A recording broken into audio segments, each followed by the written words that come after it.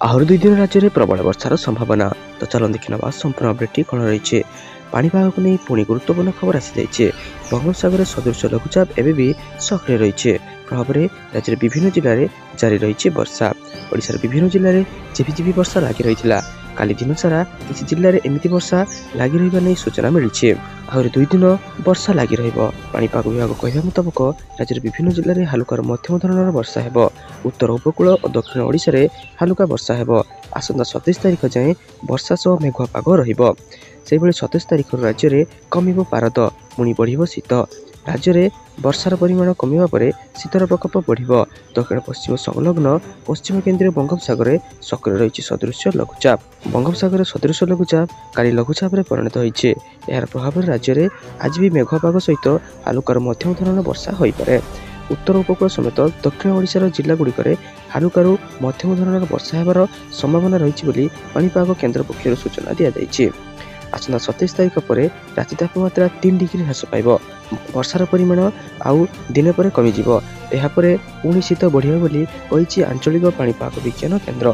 तो चलो देखिए परवर्ती अपडेट कौन रही।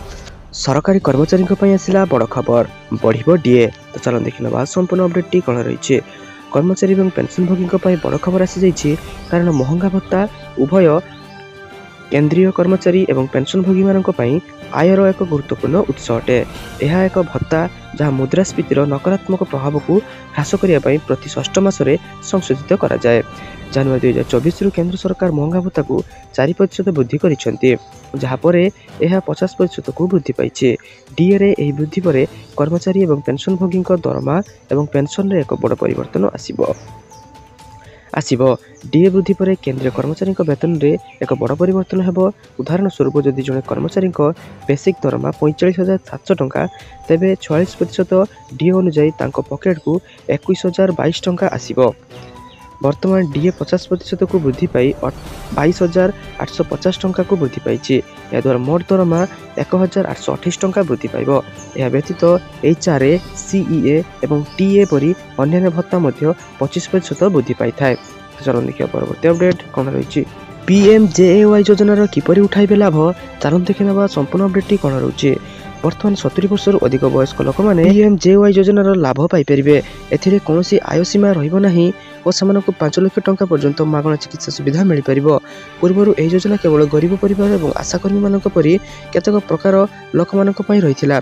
एथिरे 6 कोटी वरिष्ठ नागरिकों पाखापाखि 4.5 कोटी परिवार को लाभ देवा उद्देश्य पारिवारिक भत्तार 5 लाख टंकार मागଣା स्वास्थ्य बीमा सुरक्षा प्रदान करने को लक्ष्य रखा जाइए। 70 वर्ष अधिक बयसर वरिष्ठ नागरिक मानक पई बीमा योजनार संप्रसारण संपर्क में माननीय प्रधानमंत्री श्री नरेंद्र मोदी एप्रिल 2024 घोषणा करथिले। 70 वर्ष अधिक आपण आयुष्मान भारत सीनियर नागरिक योजना पई www.beneficiary.nha.gov.in वेबसाइट किंबा आयुष्मान ऐप रे आवेदन करें। आपण को केवल आधार कार्ड व्यवहार करी आपणकर परिचय और सूचना जांच करने को पड़ो। आधार कार्ड आपणकर बयस और क्यों राज्यर आपण बासिंदा जना पड़। पंजीकरण संपूर्ण करने को आपण को बास यार आवश्यक रही। जदि वृद्ध मैंने निजे पंजीकृत करें ना तेज से परिवार लोके मोबाइल ऐप किंबा वेबसाइट जाई बेनिफिशियरी लॉगिन माध्यम पंजीकरण करें। से केवल मोबाइल नंबर डायल करने को पड़ो और ओटीपी दे यह पंजीकरण आरंभ करने को पड़ो। आपण निकटस्थ डाक्तरखाना को जाई मध्य पंजीकरण करें। तेरे पंजीकरण पर आयुष्मान भारत जय कार्ड प्रदान कर। तो चलो देखिए परवर्ती अपडेट कौन रही। राशन कार्ड को नहीं आसला बड़ खबर। चलो देखी ना संपूर्ण अपडेट कौन रही। मागଣା राशन पाउଥିବା हिताधिकारी मान बड़ झटका। चाउल सह मिलबनी गहम, उपभोक्ता को मिलबनी पीडीएस गहम। राज्य सरकार खाद्य सुरक्षा योजना हिताधिकारी को जनवरी मासरू गहम देवा बोली कहिथिले। हिताधिकारी को 4 किलो चाउल सह किले गहम देवा व्यवस्था करा जायथिला। केंद्र सरकार किछि परिमाण रे गहम मंजूर करथिले भी परिवहन और गोदाम प्रस्तुति करने को समय लागुचे। जते शीघ्र एसब व्यवस्था संपूर्ण हो जिवो हिताधिकारी माननकु सरकार दैथिया प्रतिश्रुति मुताबक गहम देवे बोली कहिसेंती जोगाण मंत्री। उपभोक्ता को एबे मिलिबो नाही गहम। जनवरी मासरू चाउल सह गहम देवाकू सरकार रखिथिले मध्य किसी कारण जोगु यह संभव हो पारुनी। राज्य सरकार अनुरोध क्रमे जदियो किछि परिमाणर गहम मंजूर करछंती केंद्र सरकार किंतु गहम जोगाण पई एबे राज्य सरकार संपूर्ण प्रस्तुत नथिबा केंद्र को सूचना दैछंती। राज्य सरकार पक्षर कहुଯାଇଛି विशेष कर परिवहन और गोदाम प्रस्तुति करने को समय लगुच जिते शीघ्र ए व्यवस्था हो लोक चाउल सहित गहम जगै दि खाद्य जोगाण मंत्री सूचना देते। चलन देखिए परवर्ती अपडेट कौन रही सुभद्रा योजना को नहीं आसला बड़ खबर। आसंता मार्च मासरे सुभद्रा योजनार द्वितीय किस्ती टंका लोकों अकाउंट को पठाଯିबो एने मुख्यमंत्री मोहन चरण माझी सूचना देइछन्ति। से कहिसन्ति जनवरी शेष सुधा ओडिशार 1 कोटी अधिक योग्य महिला को सुभद्रा योजनार प्रथम किस्ती टंका मिल जिवो। मार्च 7 तारिख में सुभद्रा प्रथम किस्तीर शेष पर्याय टंका लोकों अकाउंट को जीवो एवं मार्च 8 तारिख द्वितीय किस्ती टंका मिल पारिबो एने सूचना देथिले उपमुख्यमंत्री प्रभाती परिडा। से कहिथिले एबे आवेदन लगी समय अच्छे एणु व्यस्त होवार किछि नहीं। तेबे 2,67,000 अयोग्य हिताधिकारी भितर जो मानकर भूल होइतिला सेमानकर रिव्यू चली 27% काम समाधान होई सारिछि। वेरिफिकेशन पर सेमानकर टंका पाई परिबे।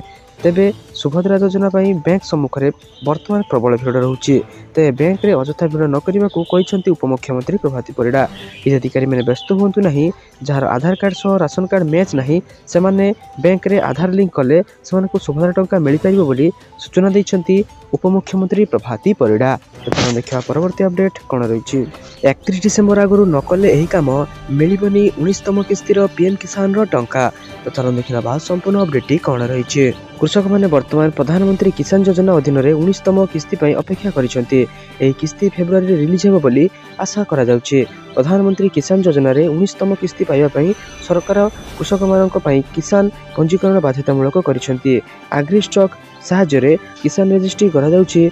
समस्त कृषकों को डिसेम्बर 31 तारिख सुधा सेमानकर किसान रजिस्ट्री संपूर्ण करने को अनुरोध मध्य करा जाइछि। नचेत किसान पांठी आसिबा बंद होइजिबो। आधार कार्ड मोबाइल थिले रजिस्ट्रेशन होइजिबो जेउथिरे कृषक ओटीपी किंबा फेस आईडी माध्यम रे पंजीकरण करि परिबे। Web पोर्टालटी हेउछि mkisan.gov.in। वेबसाइट माध्यम पंजीकृत करी कृषक माने एक कृषि रजिस्ट्री करि परिबे। कृषक रजिस्ट्री कृषक मानकु अनेक सुविधा जगाई थाए। कृषक मानकु दिया जेबाकु थिबा किसान सम्मान पांठीर परवर्ती किस्ती केवल किसान रजिस्ट्री पंजीकृत होइथिबा कृषक मानकु अकाउंट रे दिया जिवो। कृषक माने किसान रजिस्ट्री माध्यम फसल बीमा एवं रिलीफ पाई थांती। किसान रजिस्ट्री माध्यम कृषक माने मंजी सार फार्म उपकरण बैंक ऋण किसान क्रेडिट कार्ड उपरे सहज रिहाती मध्य पाई थांती। तो जो मैंने एपर्यंत रजिस्ट्री करना से निकटस्थ जनसेवा केन्द्र को जाई तुरंत रजिस्ट्री करनियंतु नचेत आसंता 19तम किस्ती आपण माने पाई परिबे नाही। चलन देखिए परवर्ती अपडेट कौन रही आसिला खुशी खबर पूर्ण हम 900 रु अधिक पोस्ट दरमा 1 लाख रु भी अधिक। तो चलन देखी ना संपूर्ण अपडेट कौन रही ए नियुक्ति माध्यम ओपीआरबी रे पुलिस स्टेशन ऑफिसर एवं असिस्टेंट जेलर समेत विभिन्न भूमिकार सब इन्स्पेक्टर पदवी पूर्ण कर एने ऑनलाइन माध्यम आवेदन करने को पड़ो। ए नियुक्ति माध्यम 900 रु अधिक पदवी पूर्ण हेबो। उभय पुरुष और महिला आवेदन करेंगे। ए नियुक्ति सम्मानजनक ओडिशा पुलिस फोर्स रे जोग देवाक चाहूथबा स्नातक प्रार्थी माने आवेदन करेंगे। योग्य आग्रही प्रार्थी माने ओपीआरबी ऑफिशियल वेबसाइट www.odishapolice.gov.in को जाई आवेदन करेंगे। गुरुत्वपूर्ण तारीख विषय जाना ऑनलाइन आवेदन तारीख घोषणा आगक ऑनलाइन आवेदन शेष तारीख घोषणा करा। तो विस्तृत भाव जानापी यार ऑफिशियल वेबसाइट को विजिट करनियंतु। योग्यता विषय जाना स्वीकृत विश्वविद्यालय किंबा अनुष्ठान प्रार्थी प्रासंगिक विषय में स्नातक डिग्री हासिल करथिबा जरूरी। सर्वनिम्न बयस 21 सर्वाधिक 25 वर्ष होइथिबा आवश्यक। सर्वनिम्न दरमा 35,400 टंका सर्वाधिक 1,12,400 टंका रखा जाइछि। एससी एसटी देयमुक्त भाव आवेदन करेंगे। साधारण वर्ग ओबीसी एससी बीसी 285 टंका दे आवेदन करेंगे। तो यह आवेदन करने को प्रथम आपण मैंने odishapolice.gov.in को जाई रजिस्ट्रेशन करी तापर आवेदन करेंगे। तो सारा दिन बछा बछा और गुरुत्वपूर्ण खबर जानापी आम चैनल को सब्सक्राइब रखुँ और वीडियो गोटे लाइक कर दिंतु। धन्यवाद।